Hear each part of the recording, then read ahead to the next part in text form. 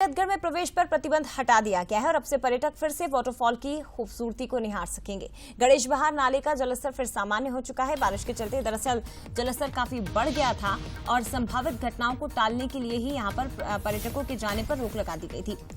लेकिन अब जब स्थिति सामान्य हो गई है तो फिर से पर्यटक वाटरफॉल की सुंदरता, इसकी खूबसूरती को निहार सकेंगे और प्रतिबंध को हटा दिया गया है। ये पर्यटकों के लिए खुशखबरी है।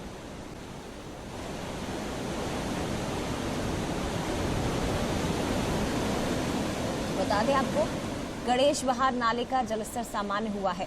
ये देख सकते हैं आप तीरथगढ़ जलप्रपात, जिसकी खूबसूरती अलग ही तरह का सौंदर्य आपको दिखाई देगा। ऐसा सौंदर्य जिसे देखकर एकटक आप निहारते रह जाएंगे। लेकिन बारिश में इसका रौद्र रूप नजर आ रहा था।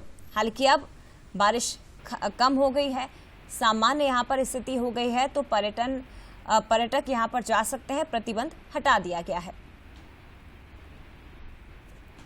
और गणेश बहार नाले का जलस्तर भी सामान्य हुआ। दरअसल यहाँ पर हादसों की आशंका को ध्यान में रखते हुए प्रतिबंध लगाया गया था। ज्यादा बारिश जब छत्तीसगढ़ बस्तर में हो रही थी, जलप्रपात का बहाव, पानी बहुत ज्यादा तेज था।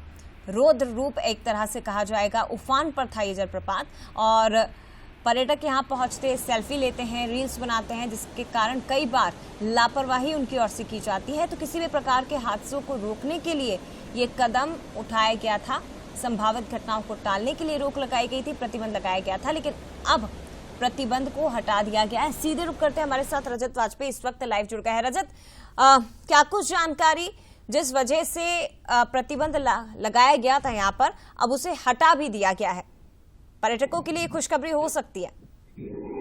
जी बिल्कुल जया जी, आपका कहना सही है। बस्तर आने वाले पर्यटकों के लिए बहुत बड़ी खुशखबरी है, क्योंकि तीरथगढ़ वाटरफॉल देखने हर कोई पर्यटक जाता है। वेस्ट बंगाल से काफी संख्या में पर्यटकों के आने का सिलसिला शुरू हो गया है और इसके अलावा स्थानीय जो पर्यटक हैं उनकी संख्या भी तीरथगढ़ में लगातार बढ़ रही है। मुनगा बहार नाले से ये वाटरफॉल बनता है और उसका न केवल जल स्तर बढ़ा हुआ था बल्कि वेग भी काफी अधिक था। ऐसे में चट्टानों से टकराकर पानी जो है दूर तक छिटक रहा था और यही वजह है कि कांगेर घाटी राष्ट्रीय उद्यान प्रबंधन ने पर्यटकों की सुरक्षा को ध्यान में रखते हुए यह निर्णय लिया था कि जब तक पानी का वेग कम नहीं हो जाता, मुनगा बहार नाले का जल स्तर कम नहीं हो जाता, तब तक पर्यटकों के लिए तीरथगढ़ का जो दरवाजे हैं वो बंद रखे जाएंगे।